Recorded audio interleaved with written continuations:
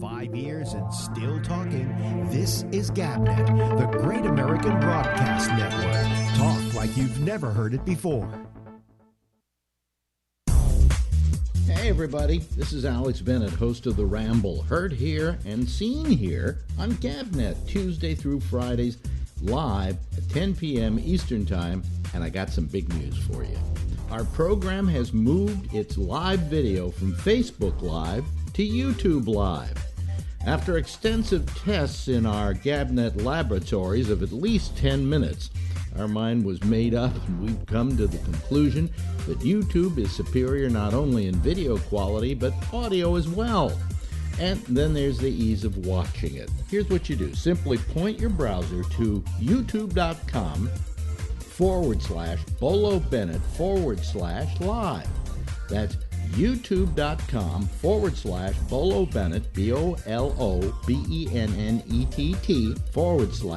/live. And you're there.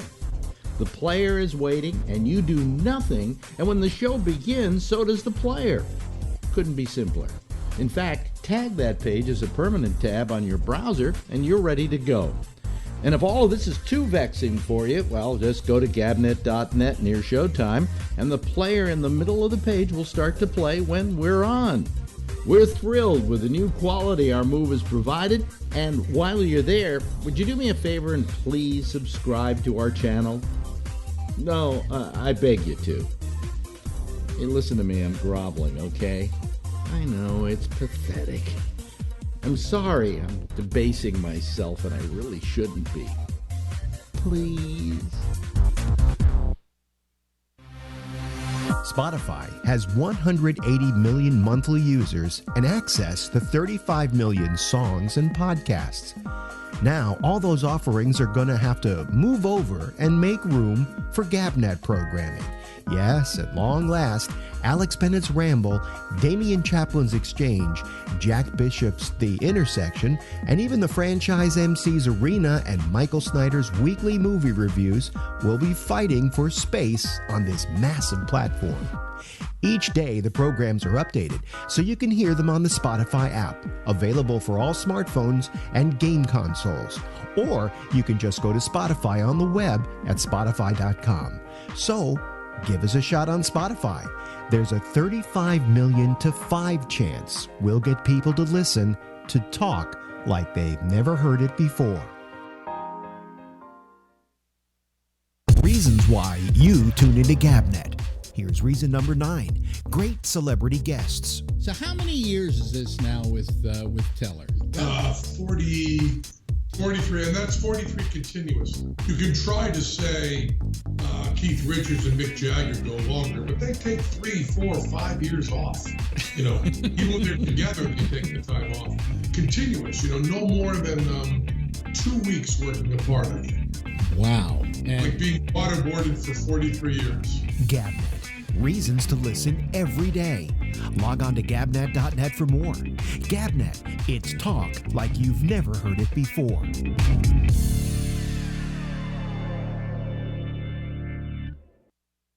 Five years and still talking. This is GabNet, the Great American Broadcast Network. Talk like you've never heard it before.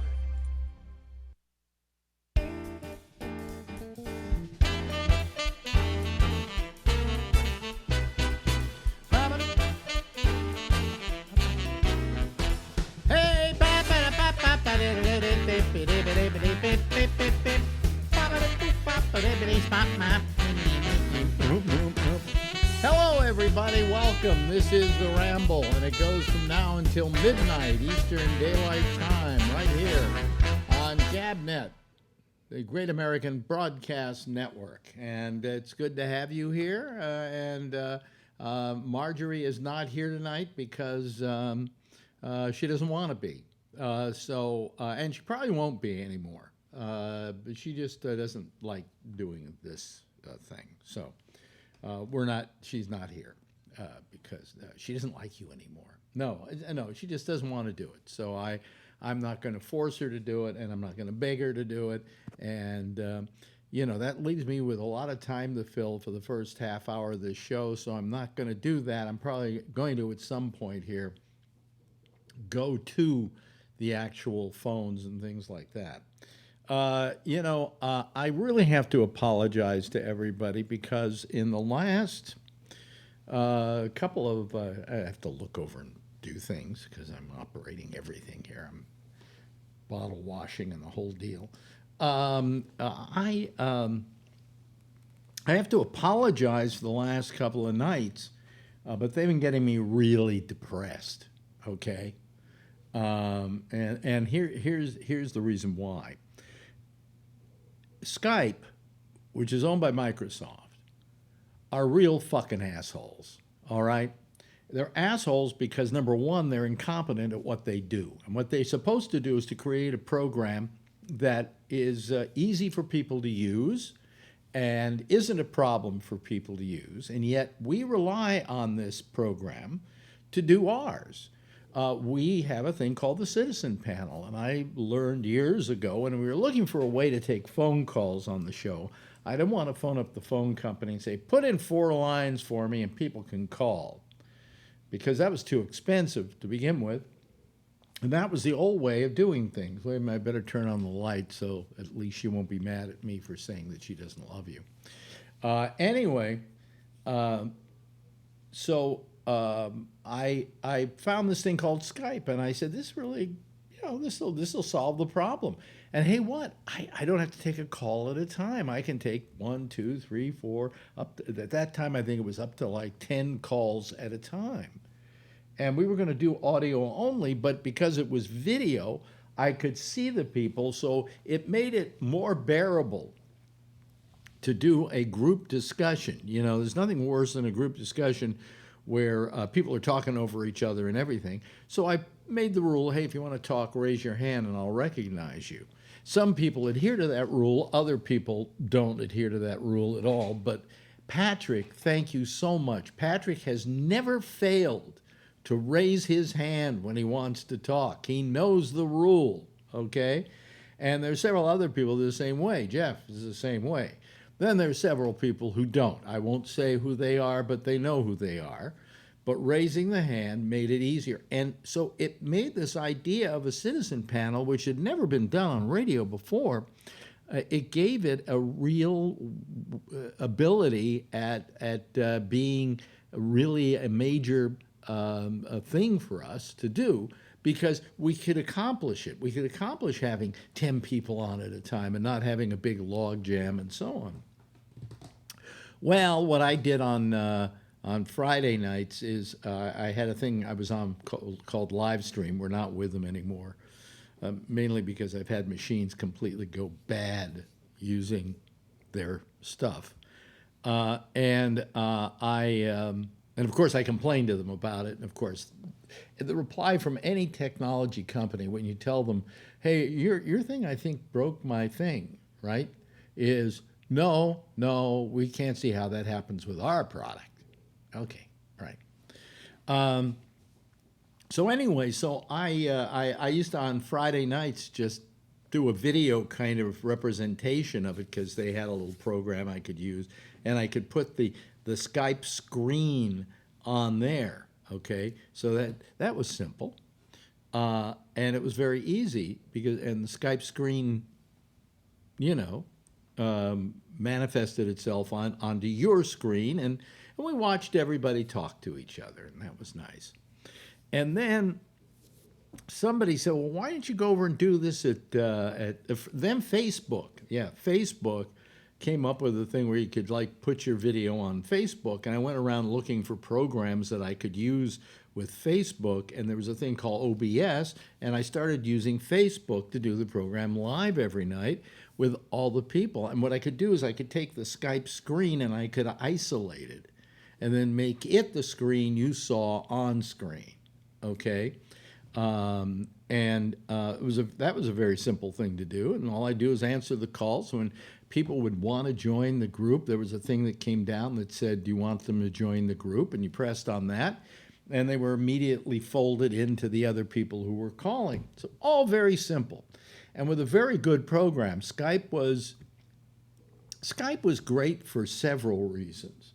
One of the major reasons it was terrific was because it was so simple. I mean, people didn't have to jump through hoops to figure out how to use Skype. You just turned it on, you, you know, went active with it. And then if I said Gabnet Live is our address, you'd simply type in Gabnet Live and that you called it, and then you were on. It was very simple and very intuitive, you know. Well, as with most companies, they think we can do it better. All right, we can make things better. So they came out with the new Skype, and the new Skype sucks. It just sucks. I think that the main thing, if you have something for the average public, and I'm not talking about kids, I'm talking about the average public, old people, young people, people in the middle. If you have a program that's simple, then that's terrific. All right, that's really great, and that's the sum total of it. That it should be simple, and it should be simple to use. And the old Skype was easy peasy. I mean, it was just very easy to use. So anyway, they decided to come out with this new Skype. And to begin with, it's ugly, all right? Where before you could, if you had like 10 people, 12 people calling you, all 12 people would fit on the screen. They put them all on the screen. With this one, it only puts 4 people on the screen at a time, and if you want to see one of the people who's talking, you have to grab it, move it down. And also, people don't know where to go to check on their camera, and they just, it's very difficult for the average person to negotiate because it's not intuitive. And one of the reasons I think it's not intuitive is because these companies, the people who put together these pieces of software are like, I don't know, physicists or whatever. I don't know what they do. They're geniuses. And they have no idea how the average person would use it or what they would find vexing. They go, oh, everything looks great here. Look, the little bubbles at the top of the screen. To begin with, I hate those bubbles at the top of the screen on the new Skype. And every time somebody else calls, you get another bubble. And imagine, they can take up to 32, maybe 64 people now at a time if you want to, okay? And you got those little bubbles. Imagine how many bubbles there will be across that screen. But the bubbles are laid on top of the people that are already one of the 4 chosen people to be in the main grid. It's not like you could say, okay, listen, Skype, I want to be able to put 10 people on my screen at the same time. And then they would apportion that out for you. No. They just say, you get 4, that's it. And then if you want to see one of those people, you have to drag them down and make them one of the 4 large people. None of this is, I don't expect any of you to get this because none of this is intuitive. Okay? So then I for the longest time used the old Skype. I used it till you couldn't use it anymore because they forced you not to use it. A thing came up and said, if you want to keep using Skype, you have to upgrade. That's it, And there were people who had workarounds, and we used those for a while, but eventually one day that ran out. And there was a problem with the new. So you say, well, what's the problem with the new Skype? I mean, couldn't you just put that whole screen on the screen? And the answer is no. Because the program I'm using, and all programs that I would use, that I would do that with in the old days, I can't do it with now because the screen just won't come up. It comes up white, okay? So you got to have some way to take all the people that are there and put them on the screen at the same time like we used to. And somebody at a place called New Tech, a company I used to have a close association with years ago, came up with a thing called NDI, okay? And what NDI is it takes all the individual callers and it allows you to make them a separate picture on the screen, okay? It's a little more complicated than the old days where I just did the whole screen, and Skype did it for me by just mushing everybody in as we got more and more people. But it looks really good. It looks phenomenal. Okay, so that was one problem solved. The other problem that I couldn't solve was there was no way to bring people into the group without calling them. Okay? And then all of a sudden, one day, I don't know why, Skype in their graciousness there are like three little dots you get at the top of the screen. One is, I think, hang up. One is microphone, and one is camera. And they added another one. It's a gray button. And what the gray button does is you can click on that, and the person is then automatically added to the group. So I could do it like I used to do it, okay, by adding people that way. And that was fine until a couple of weeks ago when there was an upgrade to Skype. And I don't know what the guys at Skype did, but now that doesn't work anymore. You click on that, and all of a sudden it says missed call. You missed Ray Renati or whatever. On Ray Renati's side, he gets a thing that says you don't have enough bandwidth. So then what I have to do is I then have to go into a little plus sign that's up there. See, I mean, this is all very intuitive, isn't it? Huh? Can you do it?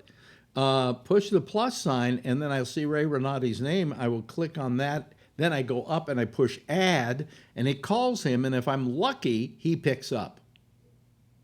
Or in some cases, they don't pick up because they don't know what the fuck's going on. You getting what I'm saying here? It all becomes very confusing. Al K here says, micro stuff really ruined a great product again. Yes, absolutely. I mean, rather than take what they had and then build on that and improve on that, they had to fuck with it. So what has happened on this program as a result is every night I've got some kind of fire to put out. Last night, so I find that on an average show, if we have let's see here, a 2-hour show, 20 minutes of of the show are taken up with solving the technical problems that Skype has created. All right? Well, Alex, why don't you just get a hold of Skype and tell them, that they did something that changed the way the program operates. And I did do that. And I have been in contact with them. And I get the same thing. Oh, we're looking into it. The engineers are poring over it right now, even as we speak. But none of them want to admit they fucked up. And somewhere in that upgrade, this whole thing changed. So I spend my time putting out what I call technical fires. And then we have somebody like Ray last night who somehow can't get a screen with anybody on there but his own picture. So now he's talking about that. I can't get a picture. Anybody know how I can get a picture? Okay, and I'm not blaming Ray for that. Ray wants to play the game like anybody else. But he never had that problem before, okay? He's only got it with this new Skype. Ah, fuck. So then we're spending 10 minutes with Ray turning himself on, turning himself off, ba-ba-ba. The other night, Jeff calls the show. I then do the thing with the callback thing, but he doesn't know what that's about. And so he keeps trying to call in, and I keep trying to call him back. There's another 5 minutes. Now, I'm not blaming Jeff. Jeff is an older guy. Jeff shouldn't have to really know how to use Skype. Skype should let him know intuitively how to use it. Hey, there's a button that says camera. I guess that turns my camera on, boom. That's for calling, boom.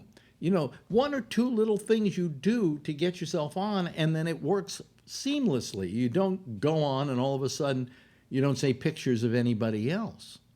So this is the problem that I've been having, and I apologize for it because every night it's another problem. Now, about a week ago, I had another problem, and it was the machine that I was using was constantly fucking up on me. It was constantly going down.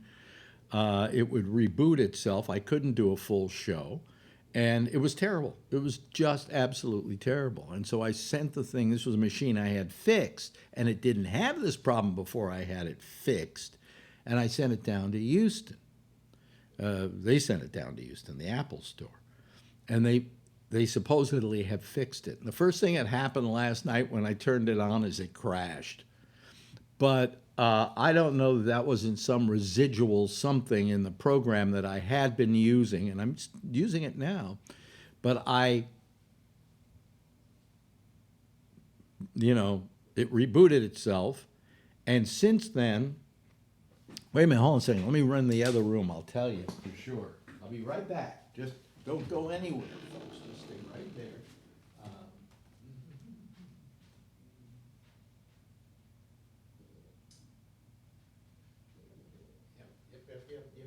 Yep. It's still running, and it's been running over 24 hours. So if it makes it till tomorrow morning, I'm going to put it into service here and put it back into service, and I hope it doesn't crash on me. Okay. But if it does, that'll be the last straw. So anyway, so I'm just apologizing to you for all that we had going on last night with trying to solve this problem, and the other nights of trying to solve the problems. And it's all because of Skype. It's all because of Microsoft. It's not because of me. All I want to do is I want to come in here. I want to turn on my little switching program. I want to talk to you a little bit. I want to play some interviews. I then want to go to the citizen panel. I want to have a good time. I just want to do a good show. But I can't do that. And this is getting to the point where this isn't fun for me anymore. So today, I always go, what is going to be the crisis of the day? All right. So today I do what I call posting my shows every day. I post all the shows so they go to the on demand and they go to Fios, not Fios, to what do you call it? Roku, and they go to iTunes. And they show up on Spotify, and it's all done because I make out this thing called an XML file that has all the information about the shows and where the audio is and so on. Well, I do the first one, which is the exchange with Damian Chaplin, and then I go to do mine, and it won't connect with the server to send the stuff over. So now I'm on the phone with this server up in Canada, which I've got to stop using. But it's just so much trouble. When you want to take a show that you're podcasting and you want to change where it comes from, you have to go through a lot to change that, okay? Just plain and simple. Especially with where iTunes is concerned. It's harder with iTunes. I could probably change it with everything else. That wouldn't be a problem. But iTunes is a big problem. So anyway, so I call them, and I say, "What's wrong?" And they go, "Oh, well, you don't have the you don't have your name server set in the right direction." I'm not going to explain what this is because I could barely understand it, but I managed to figure it out and do it. Okay, and I still couldn't upgrade myself because when I send stuff up, it goes up to what's called an FTP server. I'm FTPing it. The File Transfer Protocol is what it stands for. And I have to use that FTP to put these files up there so that the rest of the world and you can see it. You can see it on our on-demand on gabnet.net and so on. So now I'm having to do this all by hand. So it turns out that there's something wrong. It'll take us at least 2 days to solve it. I went, fuck you. And I did a workaround, so you will see if you go to Gabnet tonight that all the programs are there. But what I had to do to get it there was amazing. My Radio Free Jack, which is another site I've had for years, wasn't coming up. And the reason it wasn't coming up, because nobody wrote me from this fucking company that I had to do something at the name server. or put a new name server on Network Solutions, which carries all the web sites and is the facilitator of the web sites, and it has to say where you go to resolve this. And so that's all done now. But I'm still not, that FTP isn't working. And if you go over to gabnet.net, those things, those files, those where my life story is and over where the shows are, takes a lot longer than usual to come up. They will come up eventually, or if they don't, refresh again and they will come up. But it's because it's not resolving alexbennett.com that fast. Okay, it will, but it's not now. But none of this do they tell me. Nobody sent out a memo saying to all people who have this, or if you have this, you better do this. And here's how you do it. No, they just said, oh, well, it's not your IP address anymore. That's not not with the name server at Network Solutions. And I'm going, why didn't you tell me this? Why did I have to find out by calling you? And why all of a sudden was I able to do the exchange with our good friend Damian Chaplin? Why was I able to post that? And after that, not able to post anything else? It's because something went hinky up at their server. And I've got to wait 2 days? Somebody said, I called back later and they said, it may take 6 hours. And I'm still waiting. It's still hasn't resolved itself. So, this is just, and so it was just another thing. And I'm just going, how many of these things have to happen? First it's the machine breaking, then it's the Skype not working, and it's the server up in Canada is fucked up.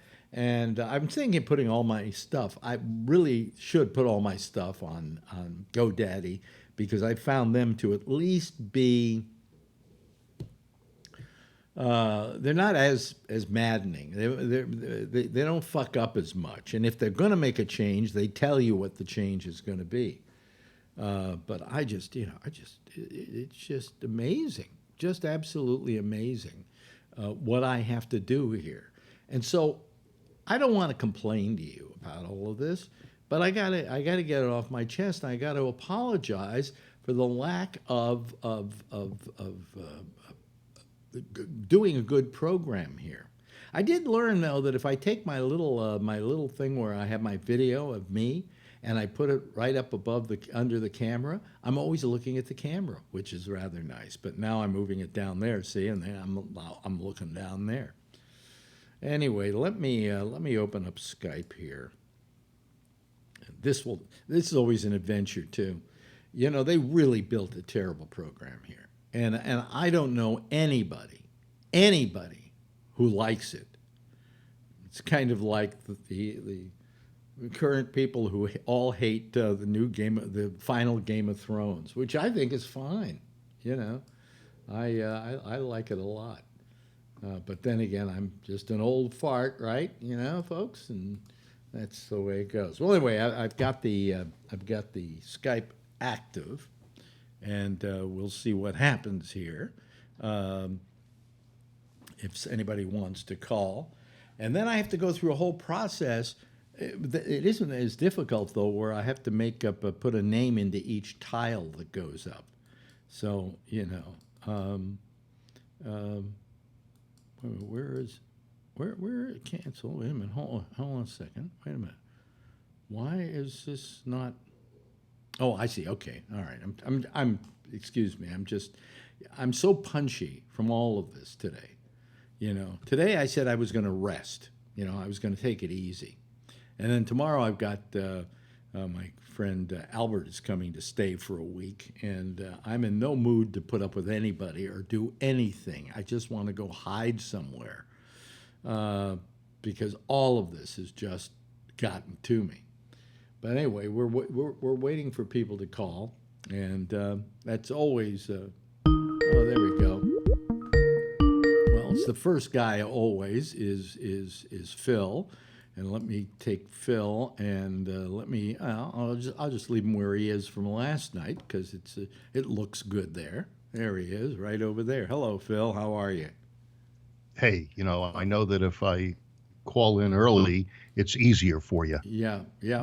Yep. And now You don't have to call me back. Now there's Charlie, and now I have to call Charlie back. Oh no, Charlie. For some reason, Charlie has been added, and even he in the spot he was at last night.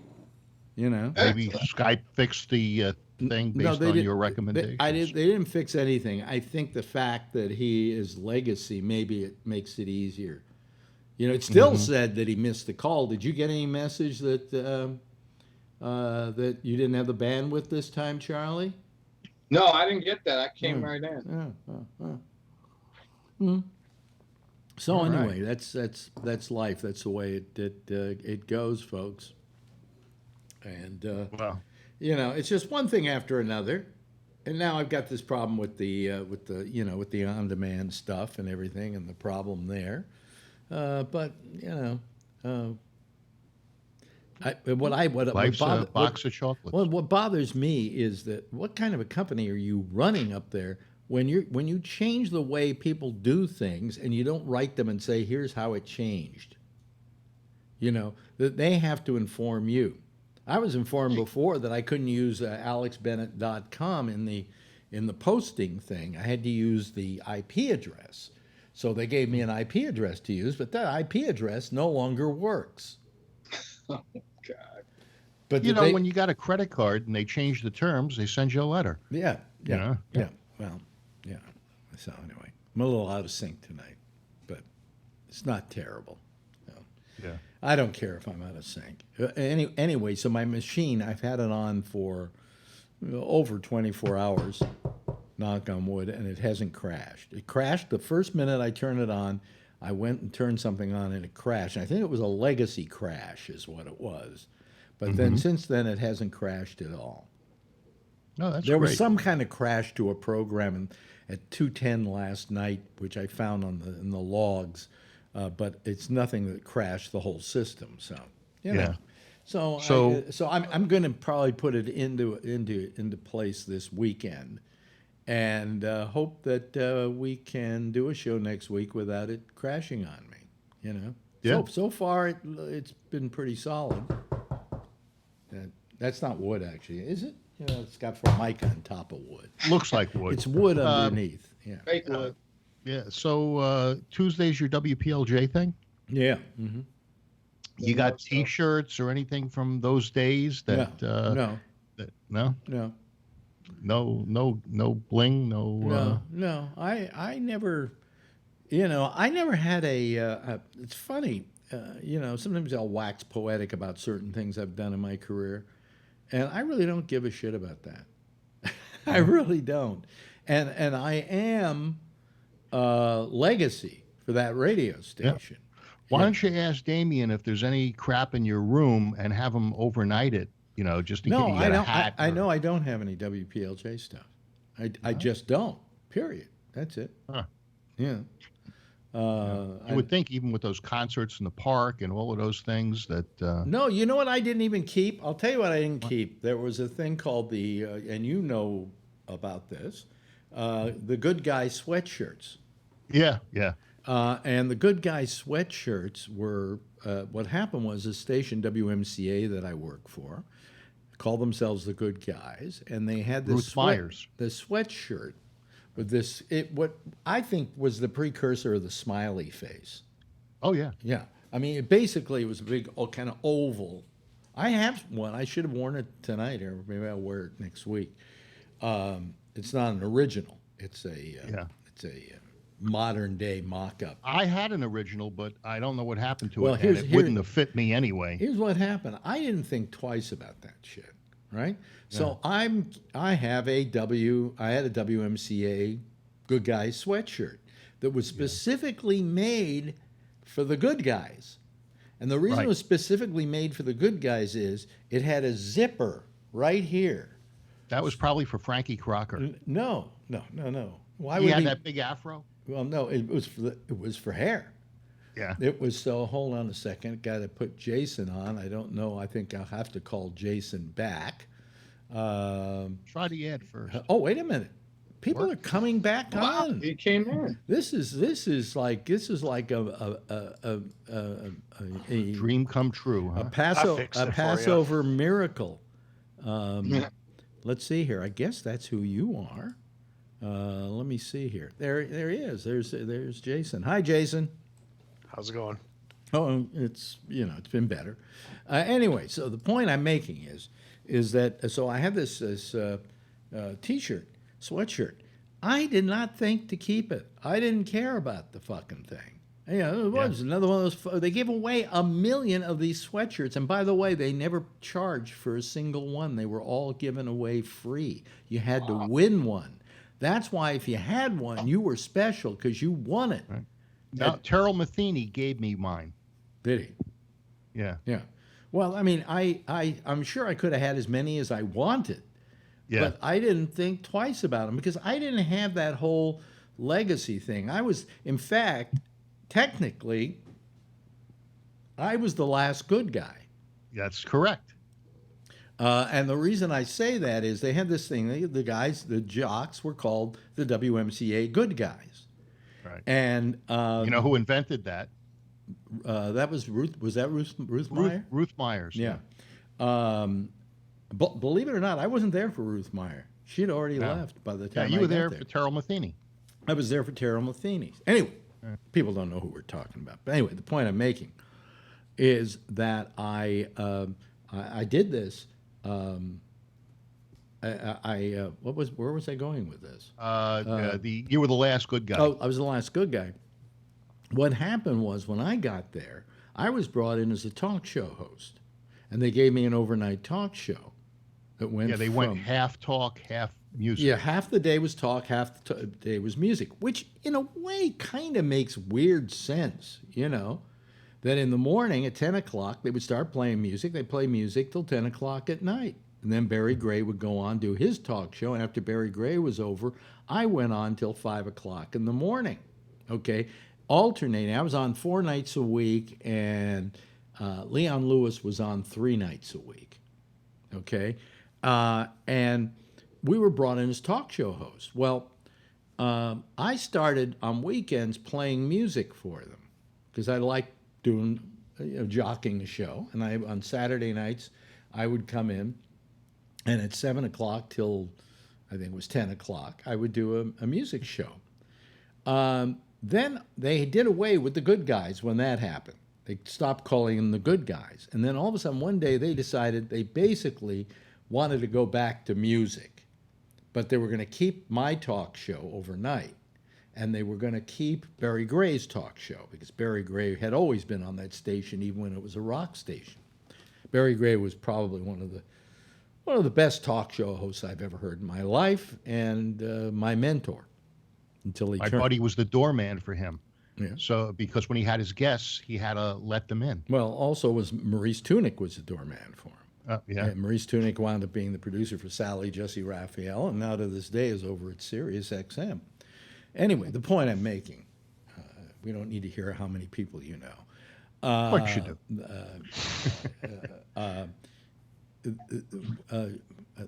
What happened was they went to, because I was playing music some of the time, they brought back the good guys, and the term the good guys. And they made me a good guy. And I was the only guy in the group who hadn't been a good guy prior to that. Does this make sense? Yeah. So technically, that makes me the last good guy. Yeah. Yeah. Well, you're doing your best to, sully the name good guy. Yeah, well, no, but here's what happened. I was always kind of a little on the nasty side. Yeah. Right? So they had me do this spot. And the spot went, "Hi, this is good guy Alex Bennett." And I said, "I can't say this." I said, "It goes against my persona." And they said, "Okay." And I said, "How about this? Hi, my name's Alex Bennett. Some people call me a good guy." Okay? And that solved the problem. But that What was about the sound bit you guys had at Sirius? It was like the good guys and motherfuckers. Did that have anything to do with that, or? good guys and motherfuckers. What? Yeah, it was a sound Yeah. bit that you did, like at the beginning, when you came back from commercial or something. I don't know. Ask Albert when he's here next week. So that probably had nothing to do with the good guys of that then, right? No, I don't think so. What about and here's Alex Bennett, the man you love to hate. Well, that was from Houston, Texas. That was. From You Houston, also used that Texas. in San Francisco. No, I didn't. Wasn't there a billboard? No, No. no. I seem to remember a billboard or a bus thing. Love them, hate them. No, well, no. What it said, some people. What was it? It was the first ad I came up with. It was, some Alex Bennett, he's back on I meds. know this was it. Yeah, you just popped my head here. It was Alex Bennett's not for everyone. Was the slogan, and then we had buttons. Alex Bennett's for me, or I hate Alex Bennett. Yeah. Right. Okay. I Or remember. Alex Bennett's not for me. I may still have some of them here, but that was what that was about. We never did "Man You Love to Hate." That was Houston, Texas. That was them. And the original "Man You Love to Hate," oddly enough, was an actor by the name of Erich von Stroheim, who always played bad guys in the movies, and they called him the "Man You Love to Hate." He was also one of the greatest directors that ever lived. So. Yeah. I at Camel, I made for you and myself, and I think Susan, these custom-made T-shirts that had a record on the front and said, "I don't take no requests." That was my first slogan when I first, I don't take no requests, because people would say, "Would you play something for me? This for me, or that for me?" And I don't take requests. Well, there was a good reason why. And then there was this big building tall sign off the freeway of me pointing, it was a drawing, and saying, "I don't take no requests." Okay. I didn't like them advertising me, though. I hated the ad campaigns, and here's why I hated them. Ratings were good. Ad campaign comes along, and all of a sudden, the ratings disappear. I don't know why. Every time they did an ad campaign on me, I was through. Well, they saw what you looked like, and it ruined the persona. No, it wasn't that. I don't know. We tried everything. The one that really, really killed my audience was Alex Bennett. Happy, back on meds. Happy, in love, and medicated. That was the ad with a big smiley face on it. Yeah. And that one really killed the audience. So when they come to me and say, "Well, I'm doing another ad campaign," I forget it. I don't want no more ad campaigns. Okay. They just don't do right by me. So, is anybody else going to call this program tonight, or is it going to be the three of us? I mean, I love it because Jason isn't here all the time because his wife doesn't let him out because he's pussy whipped. But anyway, you admit to that, don't you, Jason? Yep, and I still got a bank account to prove it. Yeah. Well, she's a nice lady, so I can see why you want to do her bidding. Okay. You know what I watched last night that was really wonderfully nice? Big Bang Theory? Big Bang Theory. Did you watch it? Yeah. Yeah, What'd you think? Wasn't it nice? I loved it. Yeah. It was. What? What? I don't know. I was just gonna say I thought it was a little cheesy. It was fixing the I don't want to blow it for people, but I thought there could have been a little more to it, but it was all right. Well, I think it ended perfectly. Yeah, you can blow it. I'm not going to make any effort to watch it. I mean, if I Well, see it isn't I a don't question care. that anything you really blow anything. I mean, what happens to them happens in the very beginning of the show, which is it turns out that what's his name? Raj. No, Sheldon. Sheldon and his wife. Now I'm trying. Oh, there we go. Now is Tony going to pop in? Yes, Tony pops in. Maybe they've halfway fixed this goddamn thing. I don't know if they have, but maybe they have.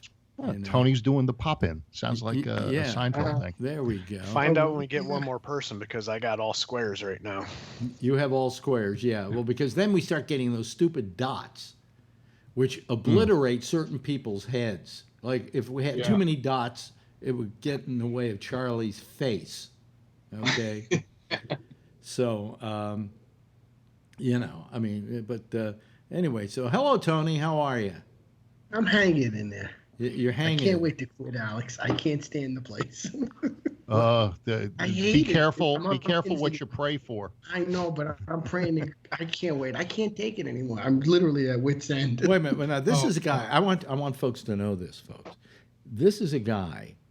I'm slightly out of sync, so please excuse me if I'm slightly out of sync. This is a guy who has a job. What is it you do? You fold boxes to put hats in. Yeah, it's so mundane, Alex. You know what? I pulled. We know we do. We're in a warehouse, which is really not a warehouse. Yeah. It's a garage, right? Yeah. So it's not insulated. And all we do is they come out to put the orders in the tray, and I'm pulling hats and caps. And most of it's all from China, Phil. You would hate the place. It's all imported from China. You know, I told him. It's so boring. I told him he's lucky to have a job. You know why you're lucky to have a job, Tony? Because you work 15 minutes a day. You That's spend the true. rest of your day harassing all your friends on Facebook right. Messenger. My brother doesn't even pick up my phone. What do you want now? I got to get out of here. I can't take it. You know what it is? You're right. You know what it is, Alex? You ever get to the point that you just can't take the job anymore? You probably always had good jobs. I just burned out now. No, I don't want to. I'm getting sick and tired of this. I Really? really am. Oh, yeah. Yeah. When are you going to go on vacation? Tuesday. Mm-hmm. Oh, you got the party, I heard. Yeah. Yeah. One day. One day. And That's Alex, not enough, you know man. what's- You need to go out back to California. Take like at least 2 weeks off. I need to take some time California's out. not a vacation. Well, who knows? Anyway. So I'm a little Go to California, get us some more stories. I'm a little out of sync, folks. Please don't mind it. It's not terrible. But they're all in sync, so that's all that matters, truthfully. But anyway, so where were we? We were talking about Tony and his job where there are these boxes and he folds them and then somebody else puts the hats in them, right? Yeah, they fired a guy, Alex. I felt bad for What him. did they fire him for? I knew he was getting everythting wrong. The stores were getting the wrong merchandise. Oh, I tried to check his orders, but I think he wanted to get fired. But you know what's good? He gets unemployment. He just made the cut. I knew he was going to get canned because I heard them talking. But they're so desperate for workers now. Little do they know when I give them my 2 weeks notice, I'm going to do cartwheels out of that place. And we got mice. We got a family of mice because we don't get an exterminator. And birds fly around. well, wait a minute. A job with pets? That's wonderful. Exactly. It's a therapy thing. I saw a mouse. I think he had to be like this big. That's a rat, not a mouse. That's a fucking rat. Yeah, that's what I told the son-in-law. Oh, we don't need an exterminator. I'm just going to put glue traps down. No fucking cheese or peanut butter. He's an idiot. I can't wait to quit. I don't even eat there. I'm afraid to sit down in the place. Yeah. And I'm telling you, Yes, Jason? it's like Yes. fucking a zoo in Central Park. Jason? Because when he mentioned mice, I was out cutting my grass today, and I have a zero-turn lawnmower. I'm sitting there, I'm just going slow, I'm edging the driveway, and I see something black out of the corner of my eye. There's a little mouse. I'm like, oh, no. It ran right underneath my mower deck. Oh. It's like, he must have been sad. Was he looking visibly depressed? Yeah. Let me see here. Suicide by lawnmower. Jeff Stein is calling. Let's see if Jeff automatically comes on. Yes. What do you know? So it was the only person that didn't automatically come on was Me. was Ray. He was the only one I had to call back. So maybe I they got some breaking news. what? In Denton, Texas. Now that's where Amy lives. Right. Today, a man decapitated his mother and then ran out of the apartment. The mother was dead, and he hacksawed her head off. Yeah. So I think that he was her caretaker. And Oh, stop it. no, but it was in Denton, Texas, and it was today. Was she alive when he did it? No, she was dead. Oh, that's and good. he decided to chop her head off. He was gonna save it, huh?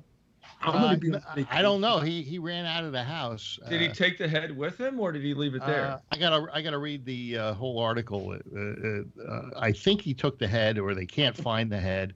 I'll check. The funny part is she's But all it's in excited. Denton, Texas, and a 44-year-old guy.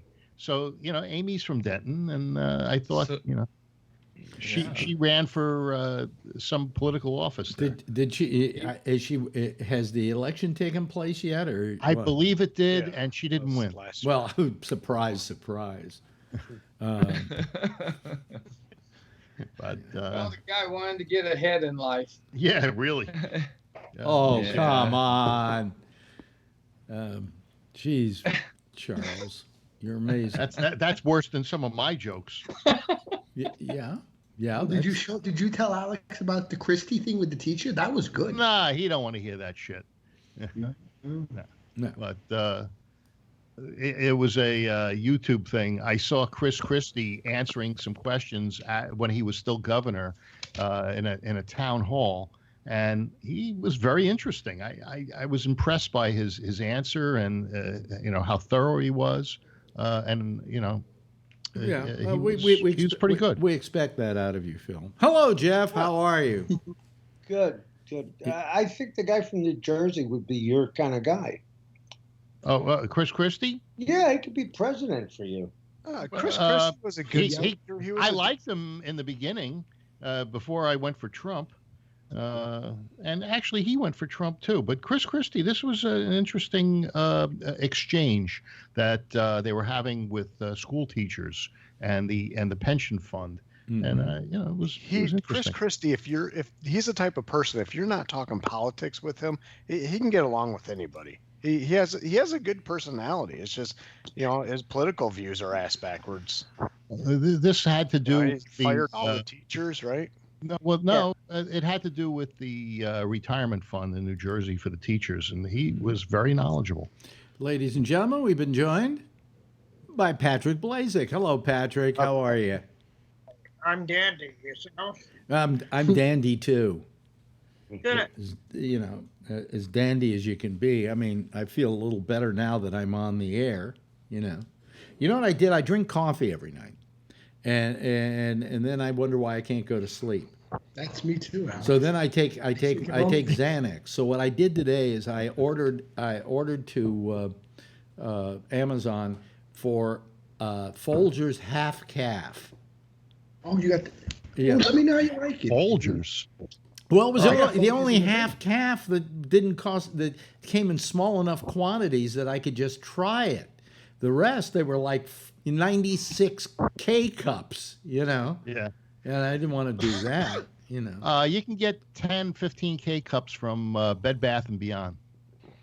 Yeah, and but use your coupons. that says half calf? I'm not half calf. No. No. So what you do is you make one cup calf, one cup full, and then you pour them together. Yeah. Or you just drink your coffee before you go on the air.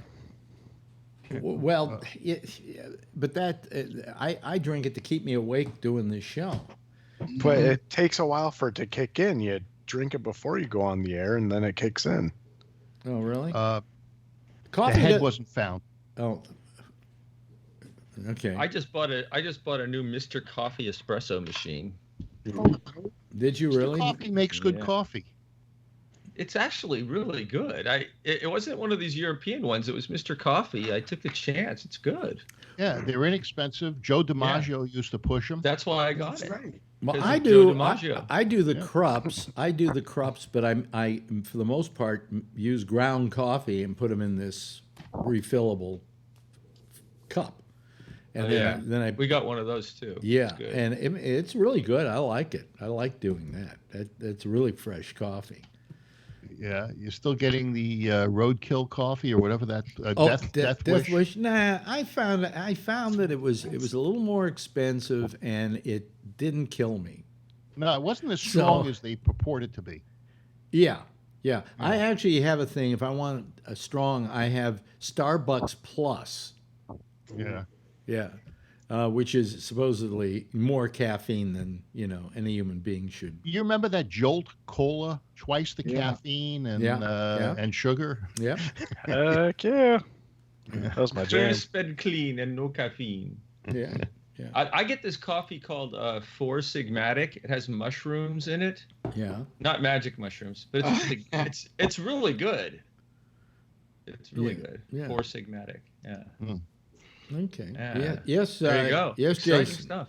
So he said mushrooms, and that made me think. all The other day I was at work and I found you guys eat morels, No. What's Morels? mushrooms, morels. No. Oh, I wonder if it's just a Michigan thing. I guess they're almost a delicatessen. Like people actually go out hunting for them and stuff. And I found a whole bunch of them in Detroit. And my parents are like, "You better pick those." And then they're like, "People are gonna want them," and I'm trying to give them away, and nobody wants them. And then finally, I found some guy who's like, "Hell yeah, I'll take them." And it was funny. I guess they're a really good delicatessen or something. We get death cap mushrooms out here. Yeah. These are actually, they're not magic mushrooms. No, Almost no, look like these aren't magic either. They kill you. They kill you. Yeah. Yeah. We got a lot of those. Yeah. But you can get a lot of magic mushrooms out here too, Phil. If you know where to with look. the psilocybin. Yeah. things. Yeah. Well, in Denver, it's going to be legal. They're talking about, Cool. or in Colorado. Patrick has got his mushroom, Yeah. and he's reaching for it right now. Yes, He's gonna Patrick. grab it and stab it. Patrick, We the should guy, all do the guy mushrooms who one always night and come always on. has his hand up. By the way, he really plays by the rules on this program, unlike other people we know. His hand is frozen in that You position. never raise your hand, Phil. You never raise your hand when you want to talk. Because if I did, you wouldn't call on me. No, then I would. It's like putting on your left turn signal. See, I don't have to call on you. Expecting somebody to slow down. I don't have let to you call in. on you. Listen to you. I don't have to call on you. Oh, okay. Now, anyway, Patrick. I just wanted to let Jason know that those are popular in Wisconsin too. It might be a Midwest thing. Midwest thing, yeah. Now, here's something I've noticed tonight, and maybe the rest of you don't, and that is our good friend.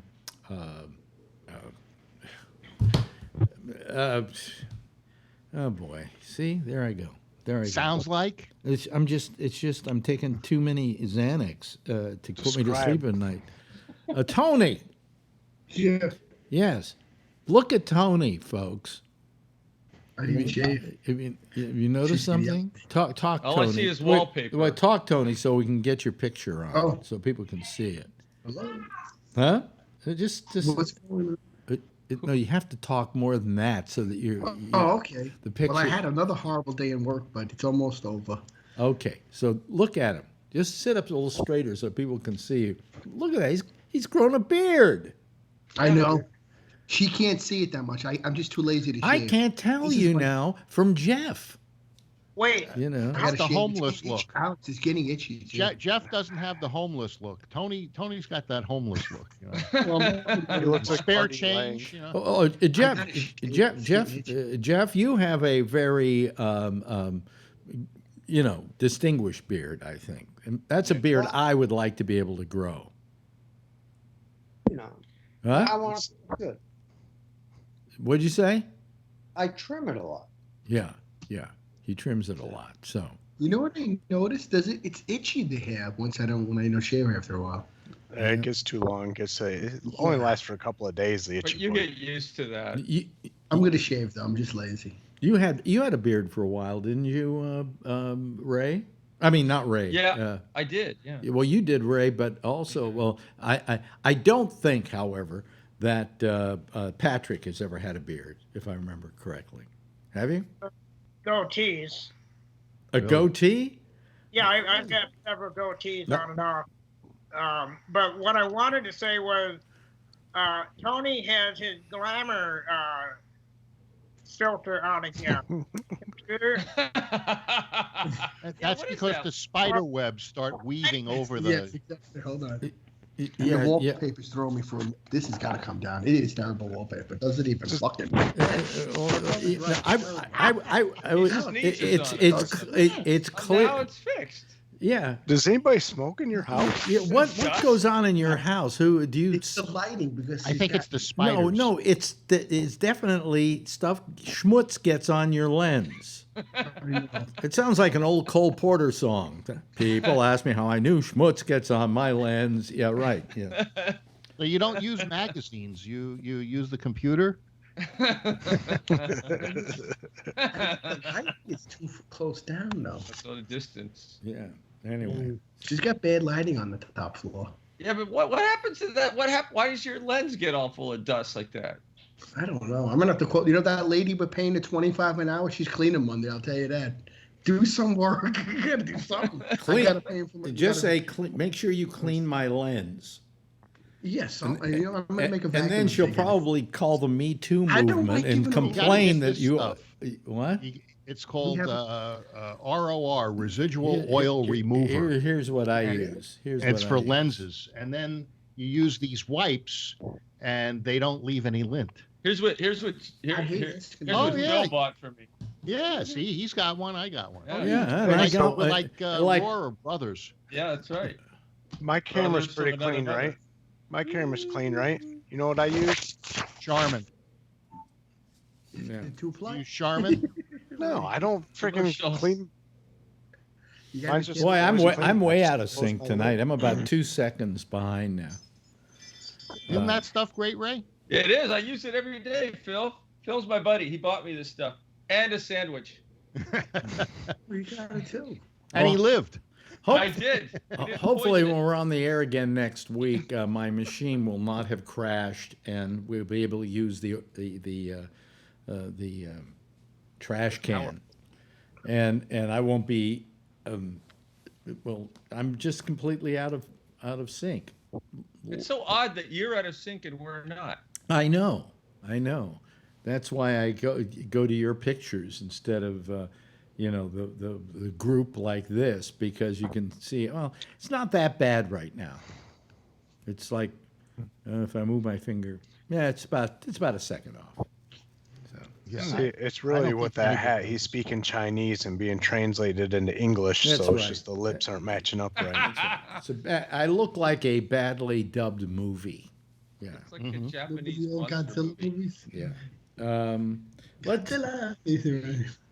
So anyway, I was saying about Big Bang Theory that I just thought it was very sweet, and I thought it was very nice. But I don't know how many of you watch Young Sheldon. A couple times. That's the companion show to it. Didn't care for well, it. It's gotten very good. I like it a lot. Yeah. And last night they ended it with all these with the shots of various kids either going to sleep at night or reading a book at night, and it's all the characters from the show, from the Big Bang Theory, as children. Really? And it was very sweet, you know. You see, you see all the characters, and Penny is like got in her room. She's got a sign, a big bunch of letters that says Penny, and she's just sleeping where she's sprawled all over the bed. I mean, she's a little kid. She's like under 10. Yeah. And it was just a very sweet ending. It was a sweet companion to that. And then what they did is they added to that a show, a half-hour show about the show, and it was real. That was terrific. It's a lot of backstage stuff and all of that. And it was really a 2 hours of a fitting goodbye to a series that is the longest running live, single camera or multi-camera studio sitcom in the business, and probably one of the longest lasting of all time. Yes, Jason. So the thing I think is funny is they're supposed to be the same age as me, and seeing what's his name, the guy who was from Roseanne. Did you see the Stephen Colbert thing? I was like looking at him like, holy shit, he's old. But on the show, he's supposed to be the same age as me. Well, no, they're supposed to be probably in their late 30s now on the show. Yeah. 39, 40 well, years she, old. In reality, in real life, is only 33. I mean... No, Stephen Galecki or whatever his name is. 30.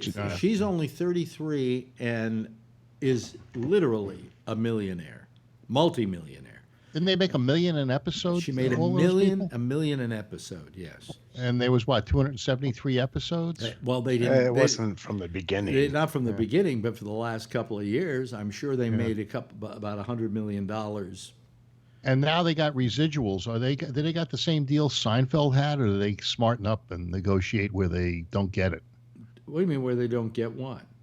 The residuals. Yeah, everybody gets. Because Seinfeld, of course, they got a lot of residuals. Well, of whereas course. he still owned some part of that, but I don't know that the cast from Big Bang. What happened was, the cast from Big Bang didn't own the show, but Right. they certainly keep getting residuals, and the residuals are quite huge. The union rule. You know, as what was the difference between that and what the Seinfeld crew did? They had some special deal, where they retained some sort of ownership, and I think they got a much greater amount of the residuals. I don't believe so. Really? Oh, okay.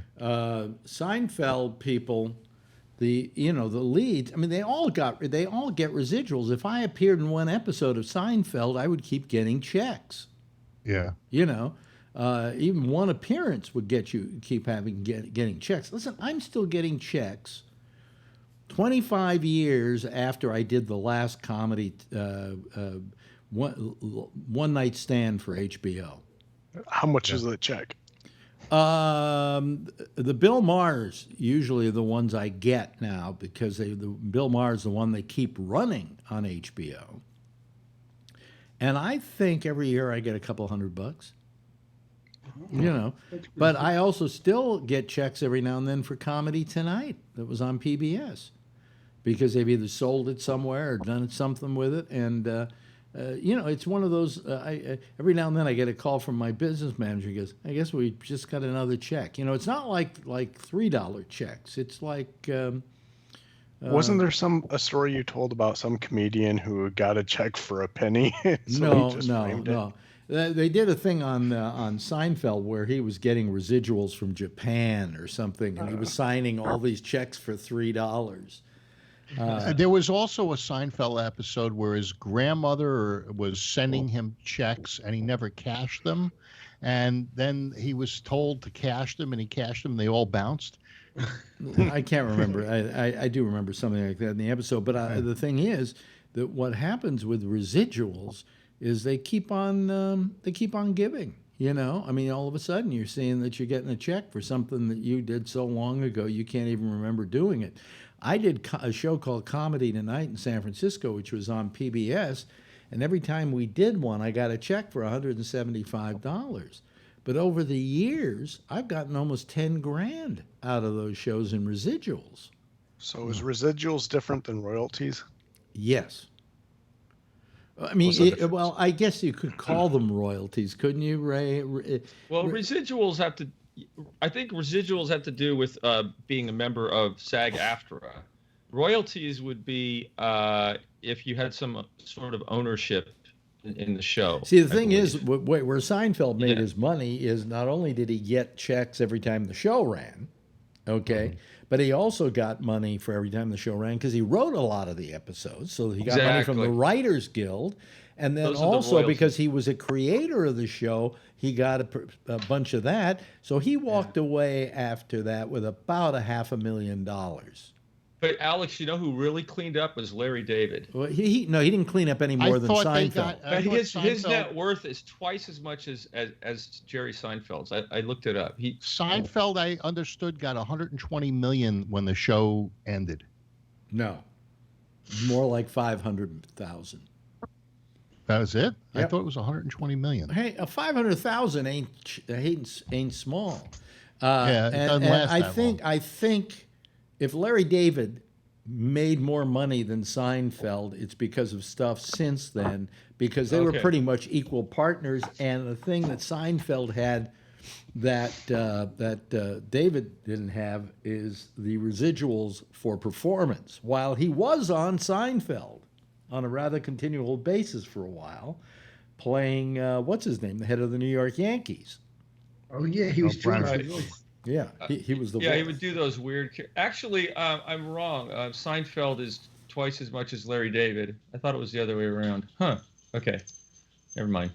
Yeah, Seinfeld is twice as much money as Larry David. And you know, so Seinfeld did okay for himself. Seinfeld has 950 million. 950 million? Yeah. Wow. Larry David is 400 million. Well, you know, I'm not crying for either of them. You know.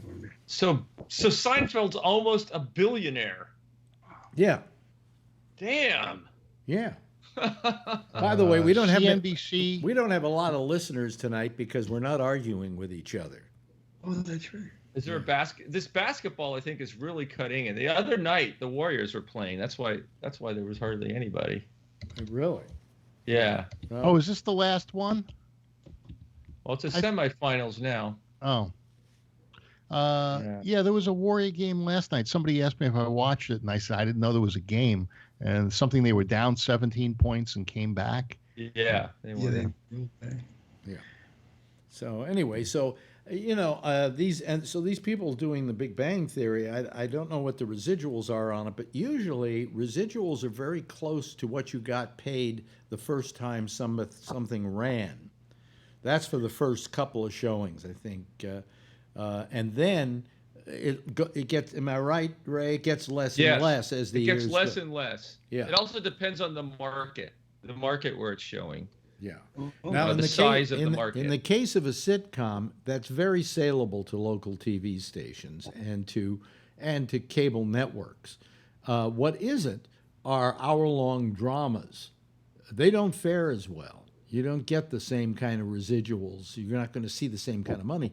But Big Bang's going to be running for years, and Seinfeld has run for years on local stations. So, you know, you take any of those four principals in the show, and they made a fortune. And then you got other people like, you know, Wayne, what's his name? Wayne Knight. Wayne Knight, who got a nice chunk as well. Just for having been a regular. Although, how did he describe his part on the show? He said, they were like a cruise ship, and I was the rowboat going behind them. That's how he. And what about Jerry Stiller? Didn't Jerry Stiller do? George's dad. Jerry Stiller did very well. Stan's his dad, remember? He used to always yell at him. Yeah. I think Pat's looking for mushrooms again. Or he has his hand out, you know. Yeah. Let me see here. We have Kevin calling, and I don't know if I'm going to have to call Kevin back. I guess I'm going to have to call Kevin back. So let me call Kevin. Oh, wait a minute. No. I thought I wouldn't have to call Kevin back, but some of you came through and some of you didn't, and I have no idea why. Because there's 8. You know, maybe that's why. I don't know. Oh, wait a minute. We just lost. Oh, there we go. Okay, let me see here. Let me find out. 8. Oh, yes, Kevin joined, so I've got to go find him. His name is Harley something. Going here. Hog Rider. There we go. Hog Rider. Come on, Hog Rider. Come on. I did it. Oh, I know why that. There we go. Okay. Yum. Oh, wait a minute. I got. That's the wrong one. Hold on a second. Let me go get Hog Rider again. Hog Rider. Okay. All right. Now let's see if that changes. There we go. There's Kevin. There's Hog Rider. There you are. What's going on, Hog? How you doing, Hog? How you doing? Boss Hog. Yeah. Thinks it hasn't. Boss Hog. Yeah. Do you remember Petticoat Junction? Petticoat Junction. Yeah. Petticoat. Wasn't that the guy that? Oh no, Boss Hog wasn't Petticoat. It was Dukes of Hazzard. Yeah. Oh, that's right. Yeah. Occasionally we get that little Skype sign because something happens here. It's another thing with Skype. You know, a badly written program by a bunch of students from some place who don't know what the fuck they're doing. So it's working better now. Huh? Working better now. Yeah, it's working better now. you know, it's still, you know. Don't curse it. Don't curse it? Okay, I won't curse Yeah. it. Well, some people actually got on tonight without me having to, you know, call them back. So. That's because Skype was tired of hearing you bitch. Well, I know. I want to know why that happens. You know, it's ridiculous. Who knows why any of this stuff happens? It's the big gods of Skype. The trouble is the world is being run by 25-year-olds. That's the problem. You know, remember when you were a kid, the world was run by adults? What? Did we lose somebody? Did we just lose somebody? I'm not sure. No. No? How No, come I still only late. have? Where's Ray? I only have 3 people on my Skype screen. What are you pulling a Ray? I think we lost Ray. Did we lose Ray? Yeah. Ray, are you there? We lost Ray. Yeah, that's who we lost. I'll leave him there though, because he's frozen in spot, and nobody will know he's gone. And when he calls back, there we go. I will just simply put him on, and let's see if he comes in. Are you there, Ray? No? Okay, then I'm going to have to call Ray back. See, folks, this is what I'm talking about. I'd just rather do a fucking show than have to do this. See, you started harping on Skype, and it paid you back. Yeah, it paid me back. And he just joined, and there he is. Okay. Sorry about that. I think I'm going to have to reinstall Skype because it's crashing intermittently for no reason. I'm just sitting here. Oh, and it no, crashes. it's not crashing for intermittently for no reason. You want to know the reason why it's crashing? Yeah. Because it was built by a bunch of 25-year-olds. Okay. But mine seems to be crashing more than everybody else's, so there must be something wrong with the installation or something. It could be you don't have your machine may lack the power. You see, the other thing. Oh no, this is super powerful machine. I built it. Well, there's your answer right there. Oh no, my son built it. That's what he does for well, work. what I was going to say is that this Skype, the new Skype, uses up way too much power. It's a bandwidth hog, complete bandwidth hog. That's one of the reasons why, without the more powerful machine that I'm using here, I start going out of sync, is because Skype is the culprit. If you could add people to Skype like crazy and it didn't use any more bandwidth, it didn't hog the bandwidth, but it's very badly built. It's a very badly built program. You're a bad program. You're a bad program. Talking about building computers, back in the day, I had a 286 Epson, and I decided that I was going to, graduate to the 486.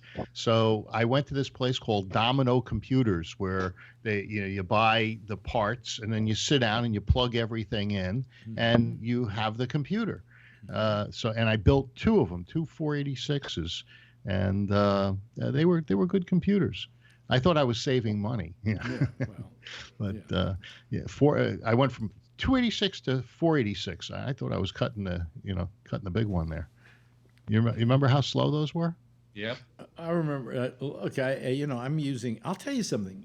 The best machine that I had here I liked the cheese grater, and now that I dusted it out inside, it doesn't make a sound. You can't hear it. You don't hear anything, You just don't hear anything. It just is shy of having enough power to do what you need to do. Well, no, it has enough power if it weren't for Skype and the way they utilize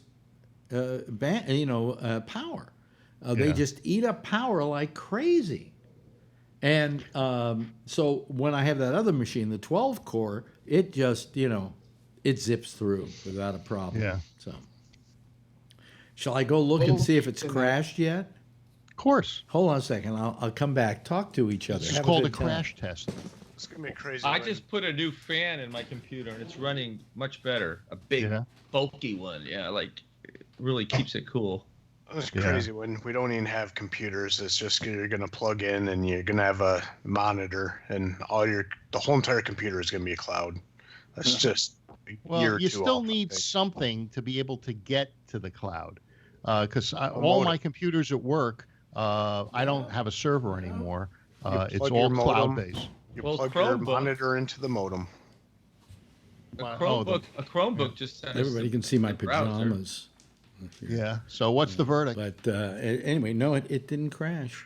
Hasn't crashed. So maybe we're out of the woods. Maybe. Just don't run that program. No, I ran that program. And it crashed. And it didn't crash. It didn't crash.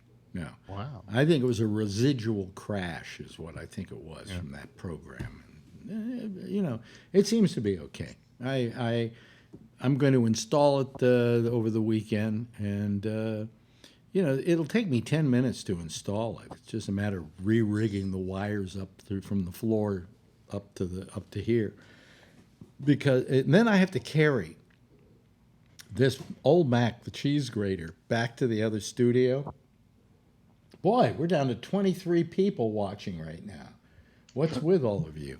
Anyway, I have to then pick up this Mac, and I don't know, maybe I'm getting older, but each year it seems to get heavier. It's really amazing how heavy it is. Compared to the cheese grater, which I can hold with one hand.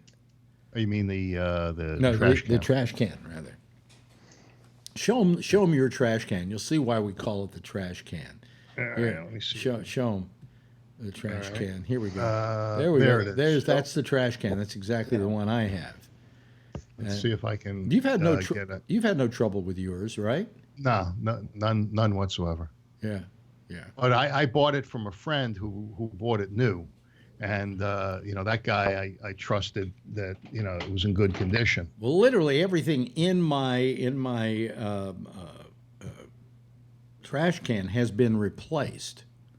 It may be refurbished parts, but it's absolutely replaced everything.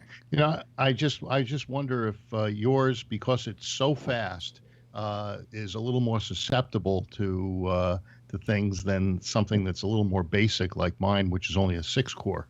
Yeah, but it's the 12-core that make this thing work well with this whole system here. That's the problem.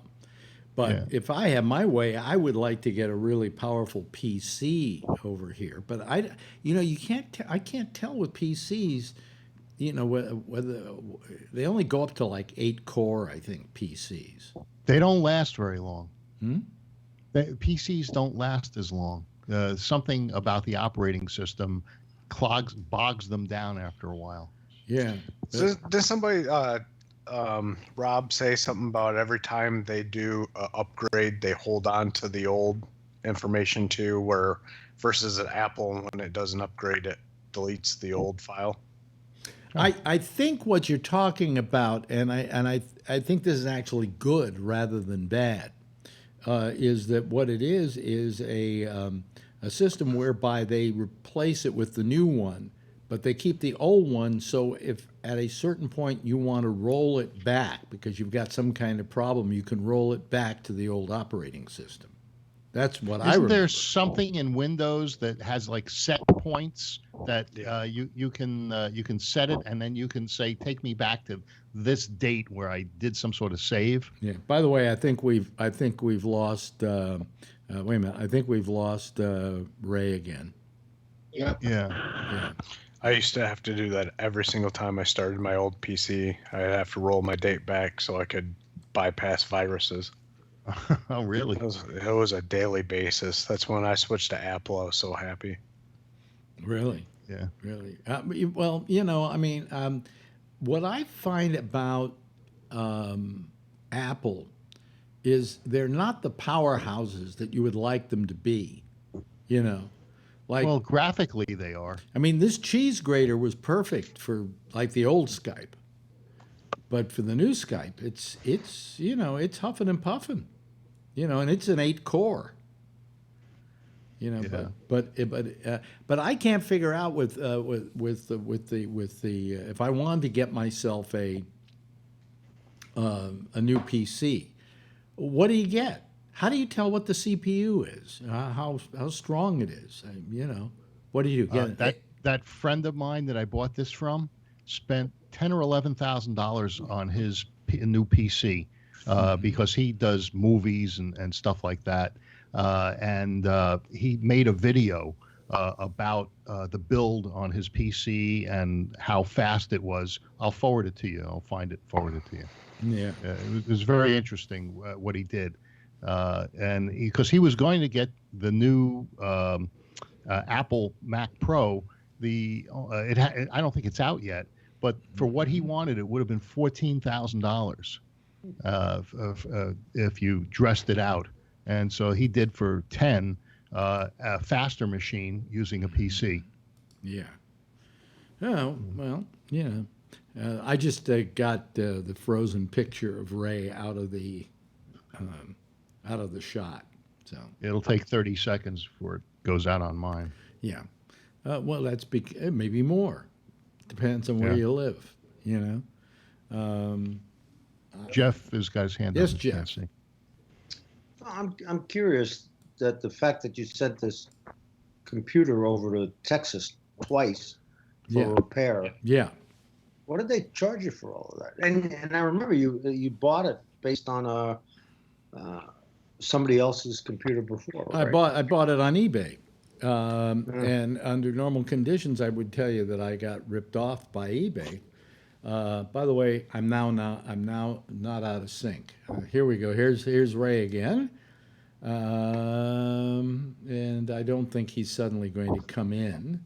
So I'm going to. I did. Oh, you did. Oh, okay. Yeah, Well, I uninstalled Skype and reinstalled it. That was fast. That was fast. There's a new Skype, by the way. There's a new upgrade for the PC at least. Yeah, when I logged in, you made me upgrade. Are you there? Move your hand, Ray. Hello. You're still frozen. Oh, I'm not frozen here. No, I see him moving on Skype. Oh well, let me see here. He's not moving on the. Well, let me. I'm not moving very well though. I'm like all like. Well, no, but your picture is frozen. Let me see here. I see myself moving. I know you're Gumba 61. Okay. Gumby? There we go. Yeah, I just had to I had to re-put you in there. Okay. But Anyway. Yeah, and I just wonder. I would love to be using the PC. I mean, I like that for it just the way I sat here and the way it looked and all of that, you know. But what the hell? But no, what I was saying is you asked about that, Jeff. What happened is I bought the thing for $3,300 on eBay. All right, and what went wrong was the display card blew. So they fixed the display card. They found first they got the wrong one. There were two of them. They got the wrong one. Then they got the right one. Okay, and then he said they got the right one, and then they turned it on. They said they didn't feel any heat, but the diagnostic said there was some 2% heat coming out of there, and they don't know how to fix that, so they're sending it down to Houston. So they sent it down to Houston, and in Houston, in order to solve the problem, they replaced all my memory. They replaced both graphics cards. They replaced the 12-core CPU and all the attendant attachments to it. Okay. And then they sent it back to me, and the bill for that was $3,000. But because they didn't fix it on the first try at Apple, they have a rule. They don't charge you for it. So I got $3,000 worth of rebuilt computer for $369. Okay? Mm-hmm. And then the thing went bad again. So they had to send it back, and they replaced the CPU, the 12-core CPU, again with another 12-core CPU, and they replaced the logic board. That's another $2,000. They did $5,000 work on my computer, and it only cost me $359 or something like that. Steve Jobs would be new one in the box. Steve Jobs would be turning over in his grave. No, new one's $8,000. No, if is it? No, $9,000. $9,000. Oh, Yeah. jeez. I thought you bought it from some third-party company, didn't you? Yes, I bought it as a used. But anyway, here's the deal. Oh. Here's the deal. This is the best part about it is that I think if it goes bad again and I take it back one more time, they have a rule at Apple: we'll just give you a refurbished new model. You know. Oh, lemon law. Well, yeah, but this is on a machine that was out of warranty in the first place. Yeah. Yeah, but you took it in. You paid for service. They estimated that that's what it was. Yeah. And then they screwed up. Yeah. I told I had to get a new cord for mine because You keep telling the cord story. We've heard it 8 million times. Yeah. Okay. Well, how many times have you told the core story? Tonight is the first time I've told the whole story. Tonight, yeah, and then the night before, and the night before that. Anyway, so like I'm thinking of writing these people that I bought this thing from, saying, "You really sold me a fucking lemon," and I'm going to explain all the things that Apple found wrong with it, and then in the end, I'm going to tell them how much it cost me to get it fixed, but that you sold me a lemon. You know what the response would be? Oh, okay. Yeah, okay. No, they won't give a shit. You know why you had these problems? They had a unit that was under the recall. They didn't get it taken care of under the recall, and then you had the problem that it was recalled. No, but they had a recall. And the recall was up. The recall was on the graphics boards. Right. That's where it started. But the thing was that the recall was only up to a certain point, and apparently at that point nothing had gone wrong with the computer. See, if something had gone wrong with it, you couldn't just go back and get a new graphics board. Your graphics board if it's recalled. It's recalled. No, they recalled it if your graphics board went bad. If it didn't, then obviously you didn't need to be part of the recall. I thought certain graphic boards that were in a certain serial number were recalled, they just didn't take advantage of it. Anyway, it was beyond that period, so yeah, it didn't matter. But I will be very careful if I buy anything from eBay ever again. But I lucked out on this one, Yeah. Big time. And this is the second Apple product that you lucked out on. What's the first? You blew up the one I sold you. And they rebuilt it for you for 8 cents. No, they rebuilt it. That cost me $350 for them to repair what they thought was wrong with it. Yeah. But it turned out it was also a hard drive or something else. Yeah. And so I took it back, and they said because we didn't fix it the first time, whatever we do now to fix it will not cost you a penny. Right, you're an old hand at this. I'm an old hand at this. I've gotten a lot of free stuff off of Apple. I shouldn't complain about them. Yeah, but then again, their computers keep breaking. So what can I say? You got to stop plugging them into the bad sockets. Yeah. Somebody just wrote here. Hey Ray, how's the Volkswagen? I sold it back to Volkswagen for $26,500. How much was it new? About 32. Wow. And I got it for free. I inherited it. So I made $26,000. I used the car for free for 4 years, and then I got a check for $26,400. That's even better than Alex. That's better than my deal, for crying out loud. Where do I get in on something like that? And then we bought a new Mazda for $33,000. Yeah. So why do you hate America so bad? Who, me? Yeah. Why not buy an American car? Oh, I don't hate America. Oh, because I didn't buy it in America? Because I bought a Mazda? You know why I don't buy? Why I wouldn't buy them? They're probably made in America. Reason I think they are. I bought a Dodge and did the same thing. I turned it back in on a lemon. Yeah, Dodge truck. Had to replace the rotors on it every 3,000 miles. Well, mine was because of that lawsuit on the diesel engines that Volkswagen got in trouble. Yeah, they lied about the. So I drove it until a week before I had to turn it in, and then I turned it in because they were going to pay me the same amount of money anyway. So I figured I might as well use it for free for another year. Well, I got a lawyer, and then he put the suit out, and then he told me to keep driving it, and I kept driving it for about a year. He took it back, and then when he finally got them to take it back, I'd been driving for a year, didn't make any payments on it, and he got me another I think it was $1,600 back plus all the payments I made on it. So basically it was a free car for 2 years plus $1,600. Did they try to screw your credit? up if you weren't? Oh making hell payments? no, no. Oh. And then I put a little card underneath the mat, so that the next guy that got the car, if they ever tore the carpet out, I told them that they had bought a lemon. Oh, wow. Wow. So if anybody ever pulled the carpet out, they'd find this card under there. You just bought a lemon. You're going to buy rotors for the rest of your life. Yeah. Rotors can be replaced, though. You know, they can, but not every 3,000 miles. I was doing them every time I changed the oil because the calipers never closed. They had a problem with the calipers, and they were never closing, and they were always heating up. And then when they would heat up, they would warp, and you'd get a shimmy. And they could never figure out why they wouldn't back off. They didn't replace the calipers? They replaced the calipers, and then the spindles would go bad, and it was really a bad thing with the front end. It was the Dakota with the heavy front end.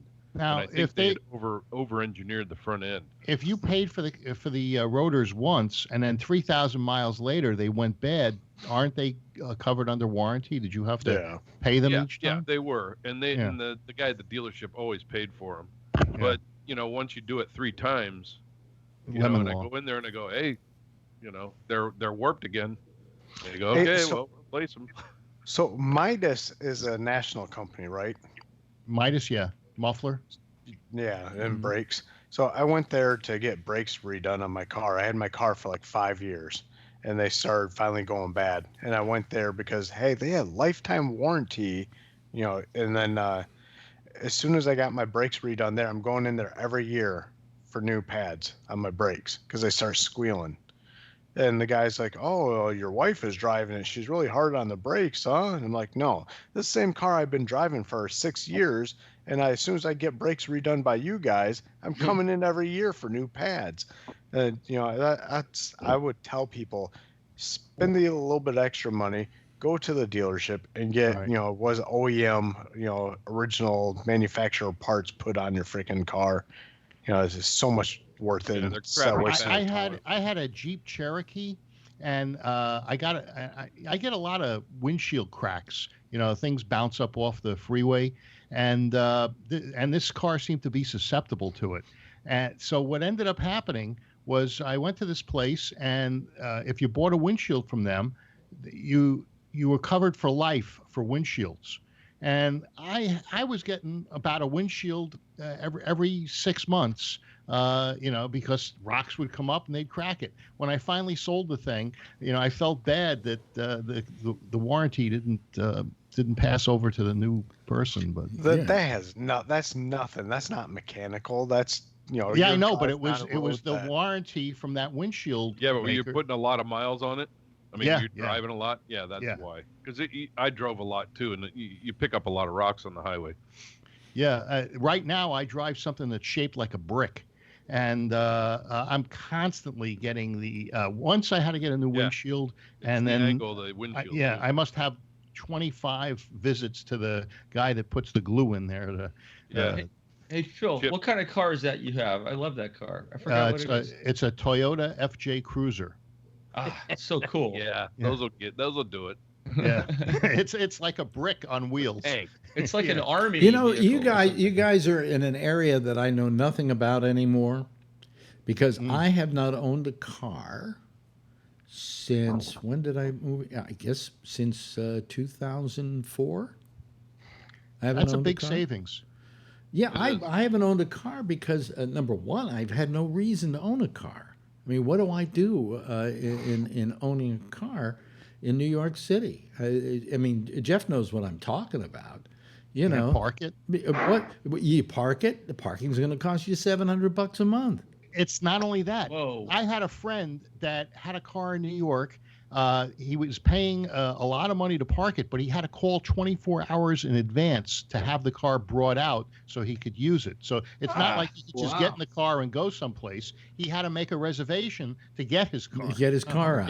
Yeah, that happens. So I mean, I have not had a car since 2004, and I was a guy, that had a car all the time. At one point, I had like 2 cars. I mean, I couldn't think about living without a car, and now I haven't lived with one since I think 2004 when I moved out to New York. Yeah, I sold my cars. Either Patrick's got his hand up or he's frozen. Oh yeah, Patrick. Patrick. He's frozen. I think Patrick is frozen. Oh, he's He frozen, had his hand up for That's so what happened to long me. he's locked. He had his hand up so long he froze. He's just bored to death. Well, He just that's the other froze problem. there. That's the other problem with this new Skype is that I can't see when people are raising their hands. Let me see if I can call him back. Let me see if I. This is not nice. Poor guy got locked up. I don't. That's a want, cool way to get locked up. Huh? What do you mean? No, I wanted to get locked up like that, but you have to cut out just. Well, at that's that the way point. we'll always remember him. It's oh God, Patrick. Let me see, Patrick. He's YouTube is under Pat. No. Okay, let me try calling him and see what happens. Let me see if he hears me calling him. He may have hung up because I didn't recognize him. No, he wouldn't do that. Either that or he got frozen in that particular. It says Patrick Blasek is unavailable. Well, He might be trying to call back too. He might be having problems. What is that thing? Buddha? What? That tie. Ray's got some tie thing that he. Oh, that so he could leave the room and there was something in his place. Or maybe Patrick left because he was watching the Bucks that he hates so much, so they're winning the basketball championships. Yeah. Well, Patrick, if we offended you by not going to you, I'm sorry. I feel bad about that. Patrick, I don't think can get offended. Some of the things that you've called him, and that doesn't offend him. No, I haven't called him anything. You're cripple, or mascot, hood ornament. Hood ornament. Well, I know. I consider him the mascot of the show. Here we go. Here he comes back again. Yeah. Did he have a problem? Well, let's see here. Patrick got lost here. Let me see if he comes back. You froze and in this there he position. is. Hello, Patrick. Welcome back. He was talking about cars. What happened to you? Restart everything because everything just froze on me. Oh, Jesus. See, it's this new wonderful Skype, folks. We really love it. He lives in a state with very cold weather. Yeah. Anyway, Patrick, Well, it does got that frozen. to me too, but if you just ride it out, it'll come back. You got frozen, but your hand was up. So Right, so was there something you were ready to say that we didn't get around to? What are you guys talking We're about? talking about cars. cars. And you We're froze. still talking about. Okay, well, Oh, that's one you froze. suggest Alex. I'm picking up my new car tomorrow. Oh, That- congratulations. You can split the payment with me, and then it'll be like you have a new car. What are you getting? Another Impala or not Impala, Malibu? Malibu. Yeah. Malibu. I love that car. Now that has to be fitted out for you, right? Well, there's hand controls put in it, but anybody can drive it. Yeah. Yeah. Yeah. But the pedal. Especially anybody can pay for it too, huh? Yeah. That's true. So that's why I'm offering if Alex is missing owning a car, he can pay for half, then he can come to Wisconsin and drive it. Now, There you go. how much is this car costing you? It'd be about $330 a month. Oh, that's not bad. What does that equal in total dollars? I don't know, time 4 years. No. Oh, you leased it? Yeah. Okay, they don't have a total value, 30,000, You know what I mean? 40,000. Call me old-fashioned, okay? But somewhere along the line, they got into this whole leasing deal, and I always owned my own cars, and when I went to get a second car, my business manager said, "You're better off to lease it for the tax purposes." All right. I put too many miles on to lease. Yeah, I know. I'm sitting there counting the miles I'm using because I'm living in California, you know, and you can use up. So I used to alternate cars between between my sports car and between this car because I didn't want to use up the 36,000 miles over the 3 years. That's the warranty. What about the? No, that wasn't the warranty. 15,000 miles or 10,000 miles a year, depending on the car. No. lease. I'm talking It about restricts it was 36,000 miles over a 3 year period. Oh, so okay. So it's 12,000 miles a 12,000, year. right. But if I used all 36 in the first year, then I just wouldn't drive it at all. But that drove me crazy because in California, I mean, I had a girlfriend who once used to think I was cheating on her because she used to check my speedometer and couldn't believe the amount of mileage I put on my car. And what I put on my car was phenomenal. I mean, because I would use it to go everywhere and do everything, and I liked using the car. And now I've got a car that doesn't want me to use it. Otherwise, it's going to cost me like, what, $1 a mile after that or something? 25 cents. But you know what it is? I had to release. I bought a Mercedes in '98. I released it 3 times, and then I finally bought it because I had so many miles I couldn't turn it in. Patrick's got his hand up. I don't want him frozen that way. For me, even where I used to work, it was still only 11 miles from where I lived. And then when I moved in with my ex, it only went to 17 miles. So I was well within, the mileage no matter what. So it just made sense for me,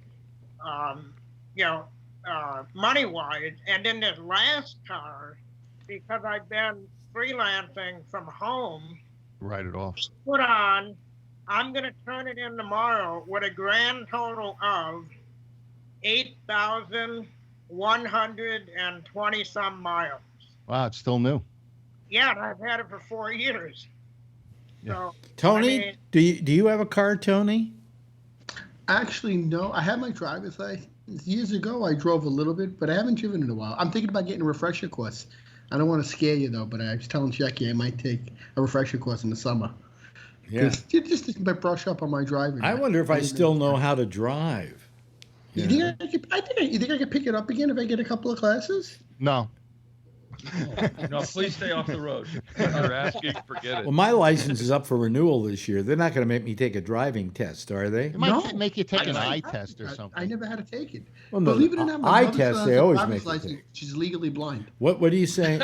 Jeff is giving me a swear to look. God. Jeff?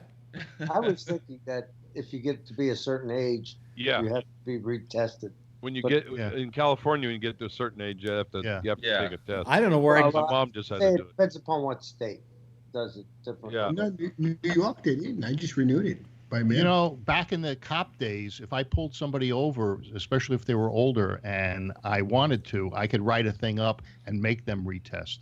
Yeah. Really? Yeah. So as a volunteer cop, you could pull people over? I was a level 1. I had full police powers. Oh, okay. Cool. Oh, that's scary. Jeff, Why didn't they pay you? But Jeff, there isn't a 'Cause I never applied to become a regular. there isn't Oh, I see. Jeff. There isn't a law like that in New York, is there? I don't think so. But Yeah, yeah. I think all I have to do is I have to take an eye test.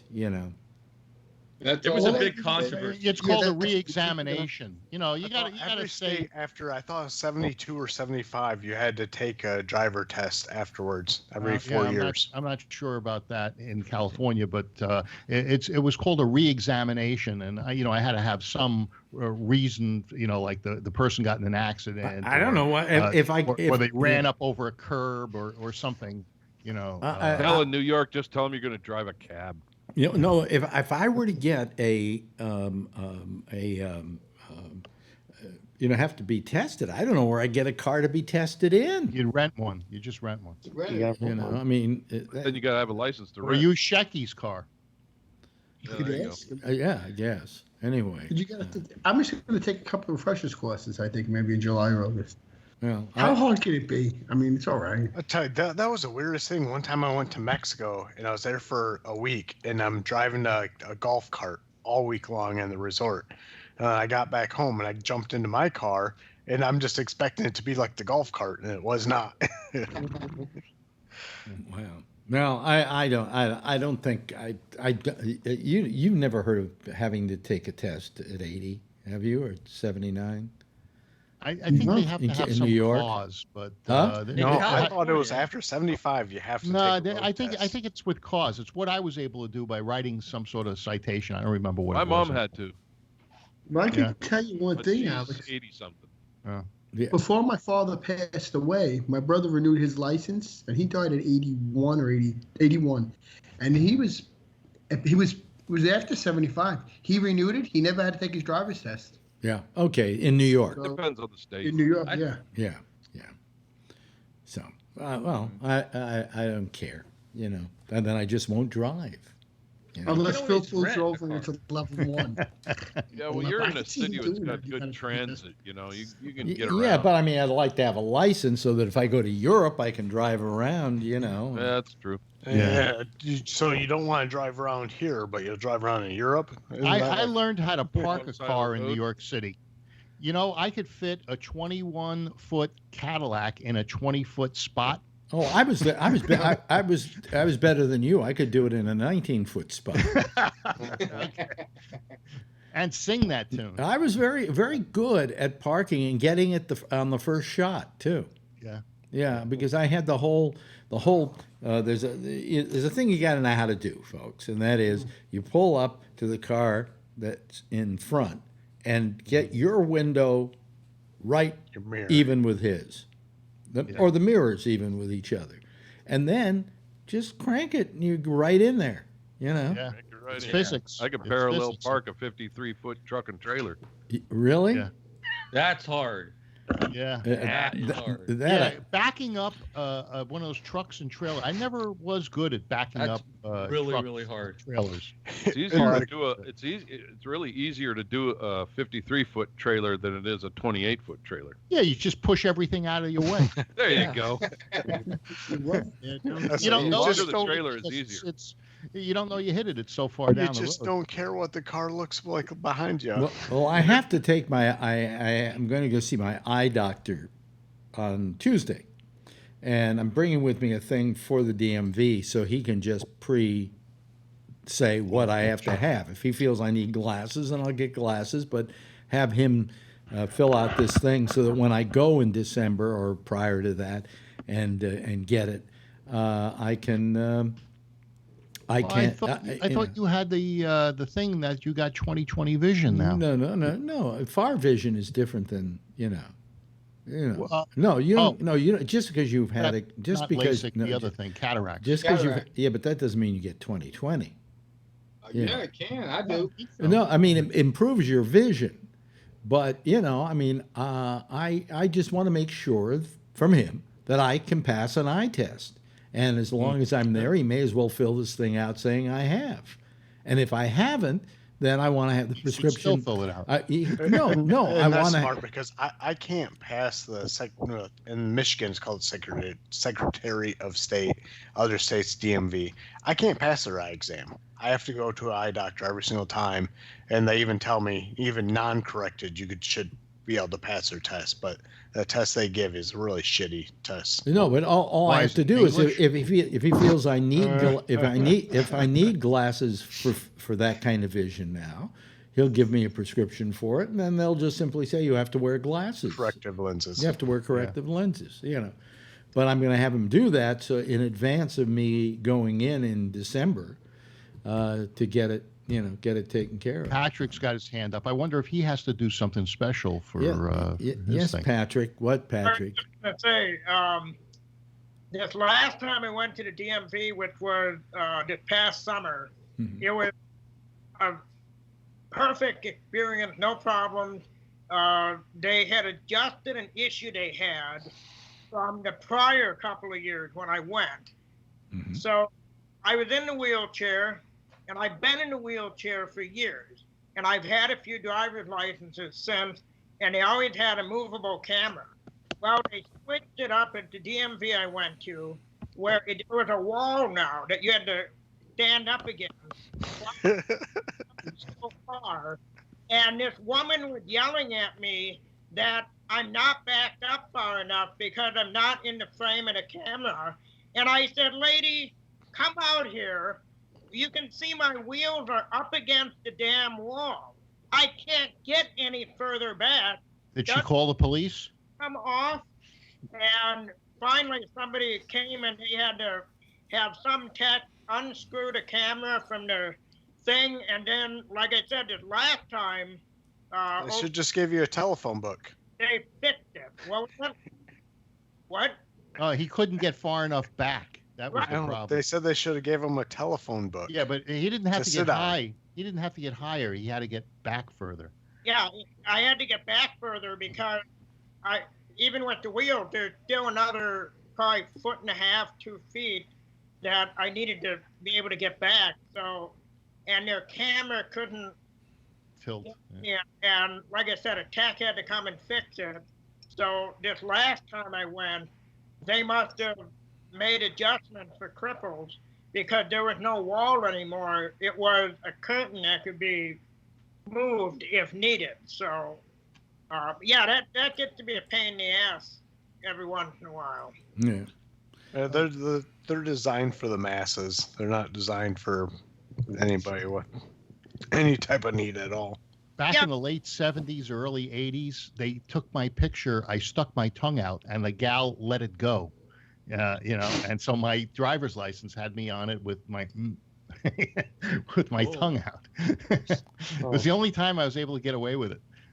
Really? In Arizona, they won't let you smile.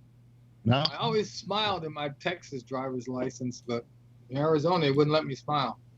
The humidity's too low. So what have we learned? Alex isn't going to be able to get his license renewed. I don't know. I don't know if I don't think that's a problem here in New York, actually. No, you'll be fine, Alex. Yeah, but Just get an ID, not a license. But I just don't know if I know how to drive anymore. You know, I mean, I know I've driven all my life, and I know I can get in a car tomorrow and probably drive it just fine. But there's a certain part of me that fears it. Didn't you drive up to Vermont or something a couple of years ago? Yeah. Hey, what did you say when people asked about somebody and you didn't know where they were? What? You said like they died in a fiery car crash in upstate New York or something. Oh no, that was number 9. Paul McCartney. Yeah. No, somebody asked about somebody, and no, there was this person I didn't like, and somebody called me on the air and said, "Whatever happened to so and so?" And I said she died in a fiery car crash upstate. On the Taconic. Which of course wasn't true, but this person was mad at me. Oh, were they mad at me? Because people were calling her house to see if she was okay, you know. Oh, jeez. Well, at least you had listeners back then. Well, yeah, I don't have to worry about it now. I could do it to anybody and not have to worry about the problem at all. Anyway, let me start the theme here. It's like a relief, right, Charlie? Anyway. Yeah. Hey, listen, all of you, thank you. It's been a nice evening. It's been, rather uneventful. We didn't have to talk about Skype all night and problems that people were having. And look, Ray is still happening. He reinstalled his Skype and everything's fine. And I want to thank Charlie, and I want to thank Phil, and I want to thank Jason, and I want to thank what's his name? Tony. I want to thank. Oh God, We want you to have a good time on Tuesday. Really enjoy yourself. Yeah, Ray, thank you. Thank you, Jeff. Thank you, Patrick. Thank you, Kevin. Got them all. Oh boy. I'm gonna have to pass the group test, trying to figure out who everybody is when I go in to get my next license. Anyway, everybody give a big wave goodbye, and I will give a big wave goodbye back. Okay, there they are. That's the lovely and attractive citizen panel who, if I hang up on them, see, you notice I'm not in sync right now, but watch what happens when I hang up on them. This will show you how shitty Skype is. Now you see how all of a sudden I'm in sync. Go figure that one out. Anyway, that's it for us tonight. Jack Bishop is next. He's here with the Intersection, which will be coming around next over most of the same station. And then I'll be back after Damian Chaplin does the Exchange on Wednesday. But on Tuesday, he'll be back. I just won't be here on Tuesday because I'm taking the night off. Oh, gee, Alex, you don't deserve it. Anyway, I'm taking the night off, and all of you out there, can enjoy the 2 shows that will be here on Tuesday night. I'll see you again Wednesday night, same time, same station in life. And in the meantime, if you see her, tell her I love her, okay? Bye-bye, everybody.